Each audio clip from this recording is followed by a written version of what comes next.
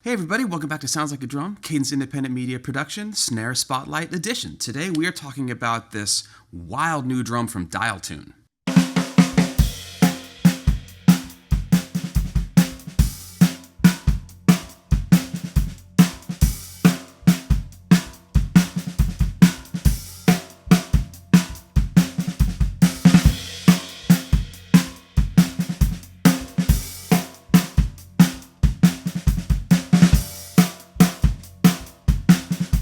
There's lots of ways to tune a drum, and we are learning about some very, very new and very, very innovative and just feats of engineering that are coming out these days. And this is one of the most impressive ones that I have seen. It's sophisticated. It's not particularly complicated to use, actually. It's very simple to use. And we're getting some incredible sounds out of this instrument today at a rate of speed that is shocking. So we're just going to kind of jump in, tell you about what it is, and then show you how it works. The nitty-gritty is, this is a 10-ply maple drum. It's got 45-degree bearing edge with a slight countercut. It's 6.5 by 14. It is 10 lugs, and we'll get to why I'd said that in a second. And it has a DW mag throw-off on it and Pure Sound Custom Pro snare wires on the bottom. This has a proprietary system for tuning the head with a dial, hence the name, and it is the first drum I've seen that has separate dials for the top head and the bottom head, so you can actually mix and match different tensions, and you can adjust one at a time if you're happy with the tension of the other. The whole system works sort of in concert to make it so that you can shoot through a huge tuning range very, very fast, and one of the side cool things about it is that it's also designed to make head changes like incredibly fast, like IndyCar pit crew fast. So before we get too far into all of these details, let's hear how it sounds at the lower end of the tuning spectrum.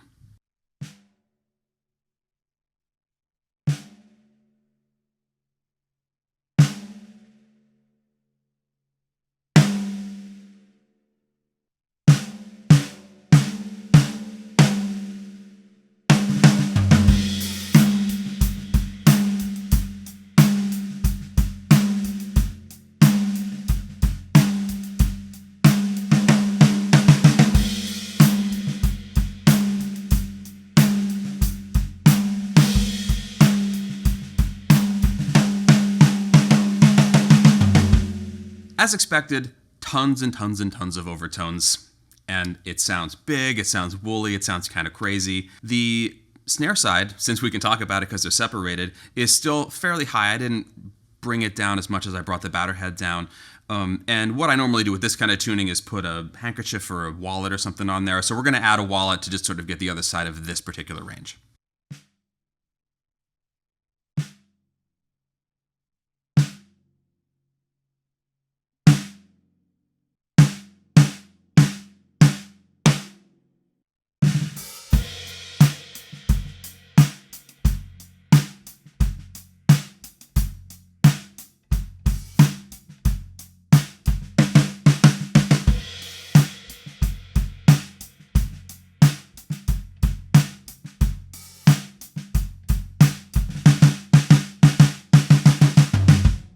So it does a nice kind of leave-on thing, like sort of warm and round and fat in the center, which is beautiful. Didn't adjust the wires at all, just literally put a wallet on there and played, and that's what it did.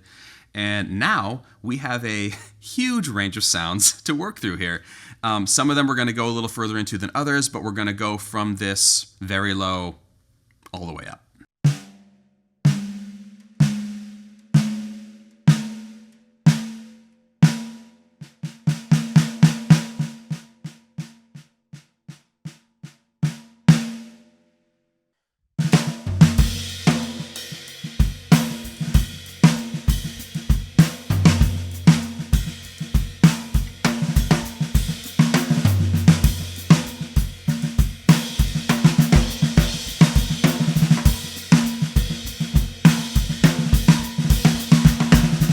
So as you can see, there is a lot of resolution, there's a lot of room to tweak, and the sounds that we're getting at different ranges as we go are all usable. And if you're liking the feel of the batter, you can just mess with the snare side a little bit and see if, it improves it or adjusts it a little. And it's not a whole lot of work to just kind of bring them up together and mix and match a little bit. It sounds really good. Now let's hear it at more of like a medium tuning for this size drum with a little bit more kind of checking it out.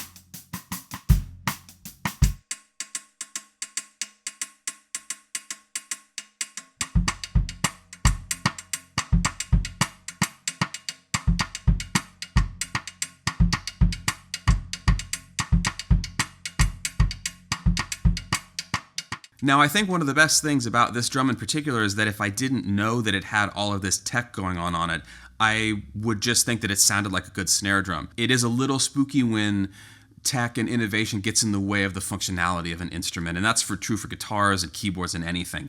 And this doesn't feel to me like it's interfering with the fact that this does still need to be a snare drum at the end of the day and do the stuff that a snare drum is supposed to do. But because we do have this technology, we can actually do kind of a high-speed real-time tuning and just take it through a bunch of different tunings super duper fast. So here we go.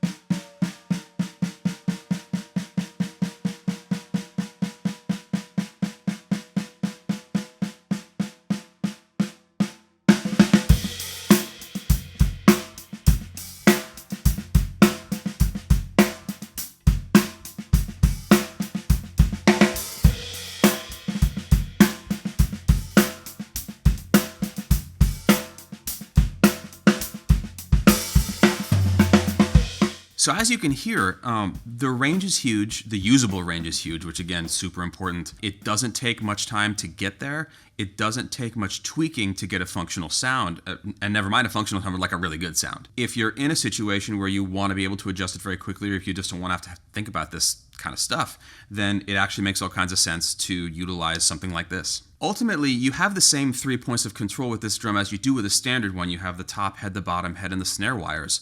The one thing that's taken out of the equation is having to balance all of the tension rods. So it should do all the things that a normal drum does, and it does. Now, because we can, we're going to go from the very screaming highest tuning that we did with this today to basically no tension on the batter, so you can see how fast we can get down there.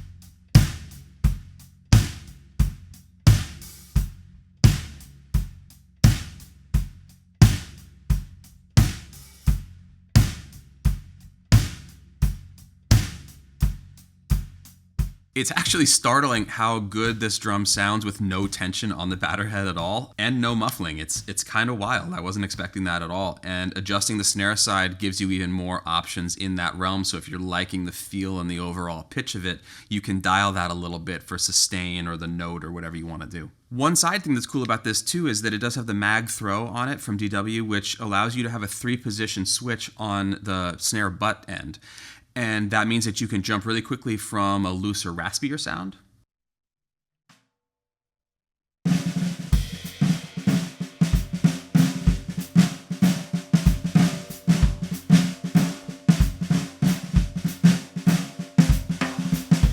to a tighter kind of choked sound that might be better for things with ghost notes, breakbeats, things like that.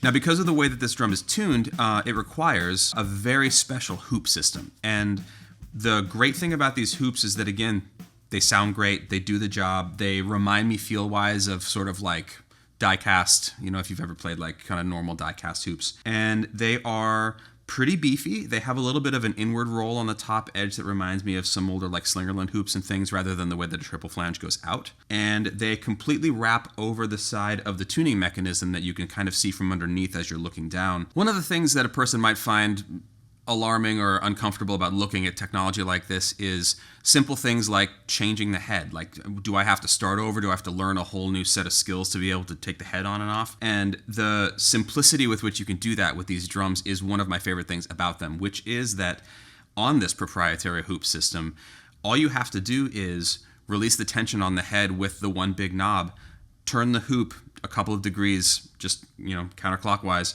and lift it straight off. And there are sort of little keyholes in the top of it that allow this to work, and then you just take the head off, drop a new one on, pop it back on, and dial that knob back up again. It's definitely the fastest head-changing system that I've ever seen. Now, one side effect of the way that this is designed is that it is a lot of metal, it's a lot of mass, so compared to other 10-ply maple drums, this is a significantly heavier drum. It's not the heaviest drum I've ever picked up, but it's a beefy instrument.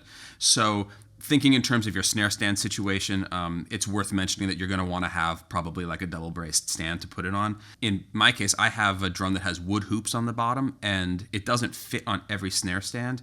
So because of the hoop design here, we've actually lifted it up kind of on top of the claws, which some people do just for sustain and tone and things like on rack toms. It's fairly normal, but these are wider hoops than you might expect. They resemble marching snare hoops, and they also remind me of the bell brass hoops that we had on a bell brass snare here once. So just something to keep in mind. This is not a feather light drum, and the hoops are just a little bit wider than you might expect. One other lovely thing that they thought of when they were putting together the makeup for this drum at Dialtune is that they outfit them standard with Pure Sound Custom Pro snare wires, which if you haven't seen them, we use them a lot on the show here. And they have a unique kind of mounting system involving cotter pins so that you don't have to unhook them from the mechanism in order to take the wires off, which makes this fast head changing system that much faster that you don't have to mess with any of that, because removing the snare side head is the same system as the batter. So if you had to take the strings and everything off every time, it would be a little more time consuming, but the way that this is rigged up, you can do both sides incredibly fast.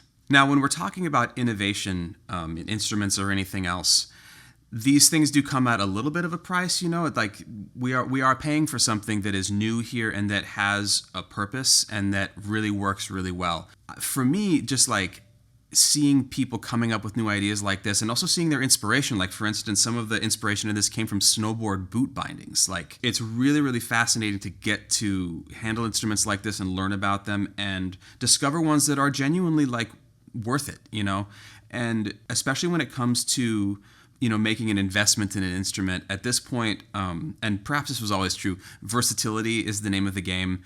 And we haven't even really gotten into different heads on this or different wires or anything. We just stuck with the stock things and ran it through, everything that we could think of. I could see a lot of uses for this, and I could see it also being particularly a workhorse, especially for how many of us are at home right now that are using home studios. I have friends that don't have access to all of their gear because it is somewhere that they can't get to right now, or it's not at their house. Having an instrument that does an extraordinary amount of things quickly, if you're doing home tracking or if you're in the midst of writing things and you're just looking for immediate inspiration and you need something to change right now, you really can't beat it. And it's also dealing with people for whom this was a labor of love that they've been working on for years and that they really believe in and really care about. And, it's true, like there have been innovations in drums over the last few decades, but overall, a snare drum is the same now as it was in, the 40s or even the 20s, if you go back that far. So we're lucky that there are people out there that are still interested in taking this to a new level, the next level, something that is going to give us something new.